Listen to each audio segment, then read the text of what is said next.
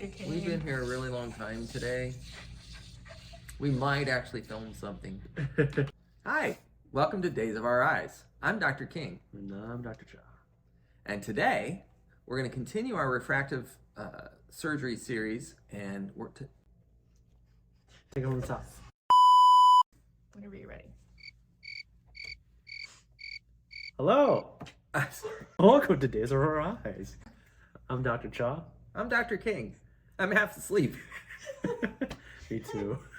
And today we're going to talk about one of the first refractive procedures that we listed off in this series of refractive surgeries.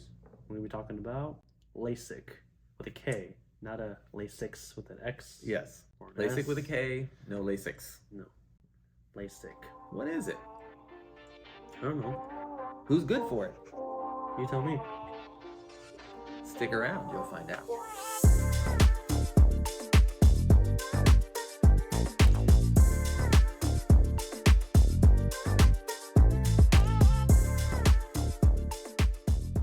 So there's two lasers involved in LASIK. That's true. So the first one, we use a laser to make the flap. Mm-hmm. Once it's made, we'll lay that flap back using a special tool.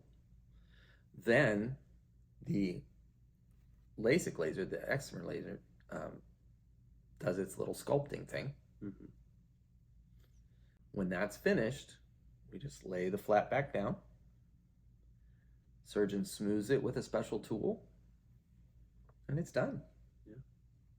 So what prescriptions do these correct, Dr. King? It can correct a farsightedness up to around a +6, and nearsightedness into the moderately high range, up to around a -9. Give or take, depends on the device you're using, depends on a lot of other variables. But those are kind of the generalized limits to the procedure. And when you get into those extremes, there are cases and times where there are other procedures that might actually be better. So there's overlap in a lot of these different procedures, but that's the general ranges for LASIK. So it's pretty, it's got a pretty broad range. Yeah. What about astigmatism, Dr. King? Yes. Nowadays, we can correct astigmatism as well. There are certain limits to how much. And once again, that depends on the system that's being used. There are different systems out there. And the good news about the astigmatism front is that's always getting better. Mm-hmm. That's one of the things that they're constantly working on. So our abilities to correct astigmatism are constantly improving. Yeah. I remember a patient they had about 4 units HIPAA. Yeah. But they had like 4 units of astigmatism. I think we were able to correct all of it. Nice. A good candidate for LASIK is anybody who falls within those prescription ranges. And once again, you start at your regular eye doctor because they're going to know your eyes the best of anybody. In addition, because we're reshaping the cornea, we have to have a certain corneal thickness to work with. We're going to end up with a little thinner cornea than what we started. Think of it as a sculpting process. You start out with a big piece of stone to create a sculpture that's smaller than the original. So one of the keys here to LASIK is making sure that we have a corneal thickness that is adequate, that after surgery we have so much undisturbed corneal bed. One of the things we do when we measure this is we make sure that the person has not had anything in contact with their eyes for at least a week. That includes contact lenses, hence we talked about contacts. Mm-hmm. We don't want anything that can influence the corneal curvature. It has to be a pristine cornea. So if it's a soft lens wear, it's about a week, right? Mm-hmm. Yeah. Rigid gas permeable wears, those suckers, they're literally rigid. They can actually mold the cornea. Those folks need to stay out of their lenses a lot longer. The last thing we want to do is create a cornea that won't stay healthy the rest of your life. Mm-hmm. So corneal thickness is a very important aspect of who's a good candidate. Another thing that makes a person a good candidate is you have to have a decent tear film. Mm-hmm. Tears cover the surface of the cornea. The cornea is literally bathed by the tears. So if you run particularly dry, if you have a poor tear film, that needs to be addressed before you have surgery. A lot of folks want to just like bypass that. It's like, no, that's not a good move to make. Mm-hmm. You want a decent, healthy tear film that's going to nourish that cornea. Tears aren't just water. They're nutrients that feed the surface. So if you have a toxic tear film, how's that cornea going to heal after surgery? So we have to create a good environment. Once again, that starts at your regular eye doctor's office before you ever go talk to a surgeon. Once you get that stuff straightened around, then we can decide who's a good candidate. And it's not just as simple as getting a measurement of how thick it is, making sure, maybe getting a volume of how much tears you have. If you have a scarring from something that might have happened traumatically in the past, or things like, we talked about eye rubbing and how that can actually thin the cornea, right? We're gonna thin the cornea purposefully for LASIK, and if we don't want to, poke any bears that might be, hiding, so to speak, see your eye doctor, inquire about it, right? Even at a routine exam, it's like, hey, glasses and contacts work for me, but I am actually very curious and interested in refractive surgery such as LASIK. Would I be a good candidate? And if so, and if it's a question mark, who do I go to answer those questions? The local eye doctor in your area is going to know who's doing a good job at this, and who does a lot of these, and who's got the newest technology. They may have a doctor they work with. If your doctor isn't a surgeon, they may have somebody they work with. So it's always good to start with your regular eye doctor, the person that knows your eyes the best, because everybody's an individual when it comes to deciding candidacy. There's a lot of variables, and that's why you have to be really honest with your doctor. It always is a good idea to ask, because what happens a lot of times is folks won't talk to their regular doctor. They just go out on their own and kind of just walk into, ABC LASIK Center and, say, hey, can I have something done? And they're there to sell LASIK. And so they'll be like, sure, talk to your doctor first. Make sure that you're in a good spot to start. What is it like? What do you see during the procedure? Oh, during the procedure. It's horrifically scary. We have to drug people. I just dread LASIK days. Our LASIK suite, it has soundproof walls. Yes. We have scrubbers coming in. It is glass, so we can observe. Actually, our LASIK suite is all glass. We just have shades we can drop down so that family can watch. What do you see with LASIK? Well, you just see light. Yeah. You're not watching, you're not seeing the doctor, coming at you or anything like that, because you're laying on a table.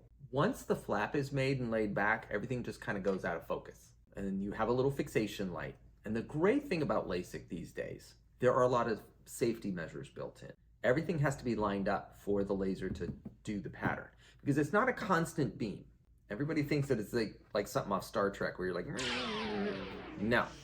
It's a sculpting process. So it's a series of little blasts. And because part of the pre-op, we actually map the cornea. So we make a topographical map. We also map corneal irregularities called high order aberrations. These are things that can cause distortion in vision besides the regular stuff. So you end up improving the overall quality of the image, not just the focus, but how vivid and true it is. Are you awake during the procedure? Yes. Yes, you are. You're relaxed, usually. Yeah. Or optionally, I guess. You have the option of taking something to relax you so that you're not, twitchy or anything like that, but you're 100% awake.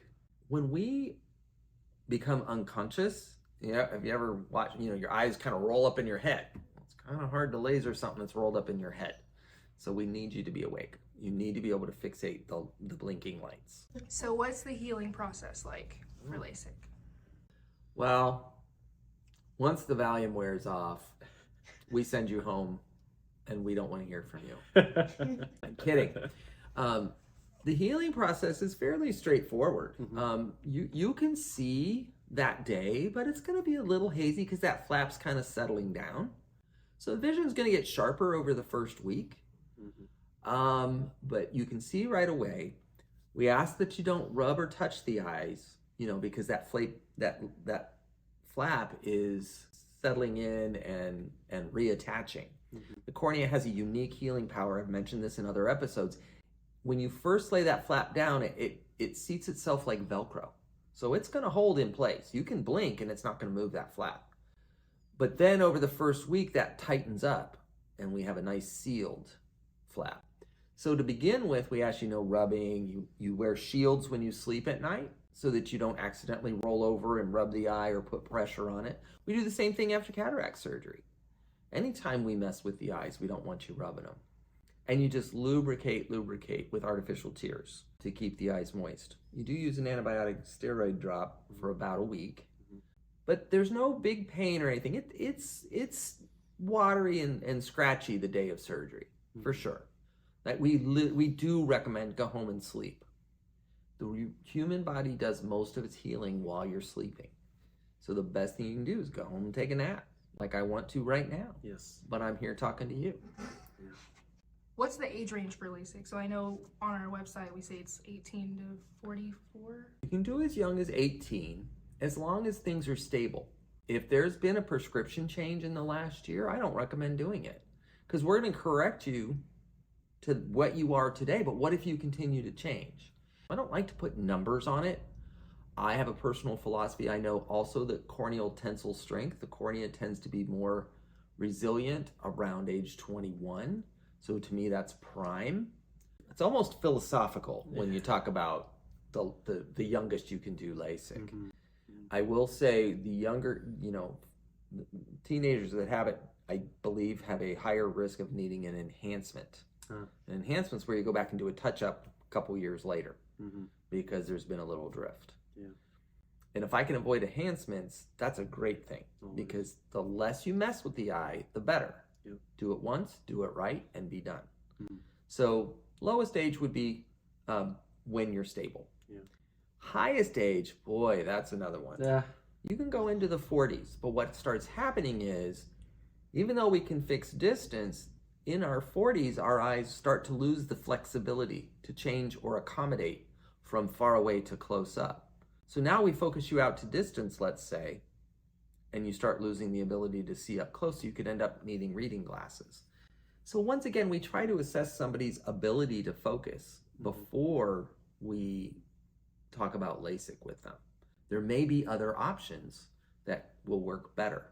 When I talk to especially friends in and around my age, I kind of tell them you're the prime candidate. You kind of finish your schooling, you're kind of more stable in your professional career. You can actually kind of reap the benefits of this investment you're making for yourself. By that point, you're not fighting for rent. You have some fun money in the pocket, and you want to do something nice for yourself. That's going to be a long-term investment. That's a real sweet spot. So yeah, 20s and 30s, fantastic. Teens and 40s, let's talk. Let's be a little more. Let's assess the entire situation. So I would never rule it out, but let's compare it to other things that we can offer. We're gonna bust a myth. Okay.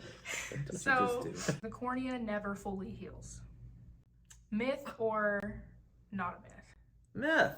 Cornea never fully. We're just waiting for your cornea to fall off. Millions of people walking around every day going, "Is this the day?"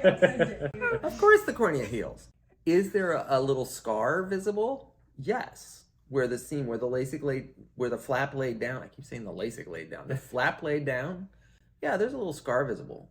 But with these new laser flaps, those things even disappear. There are some folks that unless I put a special stain in and look at a certain angle, you can't even tell they had LASIK. Yeah, sometimes you miss it. So, yeah. Your cornea's not going to fall off. Don't worry about it. Myth. Yeah. That's a myth. Got it. LASIK is painful during the procedure.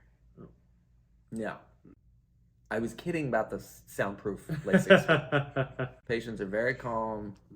It's worse to think about it than actually when it's being done. It's natural to be afraid because it's your eyes. But no, there's no pain involved. It can feel scratchy and stingy afterwards, for the first day, and then that goes away. But even that, it's not like, it's just,